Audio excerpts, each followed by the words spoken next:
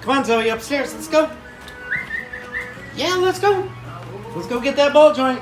Come on. Come on. Up, up, up, up, up, up. Go. Frosty. Mama. Ooh, you stay here, Zoe. Just a short intermission to find the right cone. I wasn't prepared.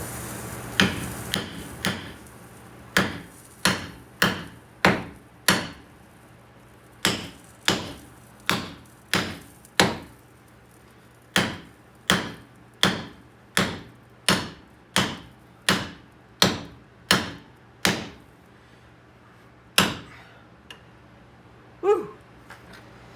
This was supposed to be install ball joint without needing a ball joint press. But of course you would need an oxyacetylene torch or something to get it hot enough. I think I needed a teammate to be able to do it quick enough to keep the heat on there while putting the frozen ball joint in. But you can see we almost got it flush with the top, so we only got a little ways to go. Not bad.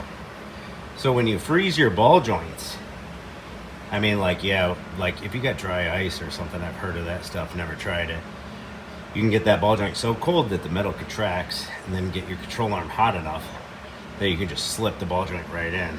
And of course, if it was a ball joint going downwards instead of upwards to go in, it would actually be a lot easier. Like if it was an upper ball joint, but not the style that where it's built in, but actually replaceable. Pop, pop, pop, pop, pop. A lot easier. You're not fighting gravity. Easier hammer blows. But yeah, freezing your ball joints. Just a press and wheel bearing earlier. Freezing your bearings before you put them in. It's always going to help with those micro tolerances for pressing stuff in. Super cool. But I've gotten into the habit of freezing my wheel bearings, bushings, ball joints before installing. I don't go through the process of actually heating up the outside, even though that helps as well.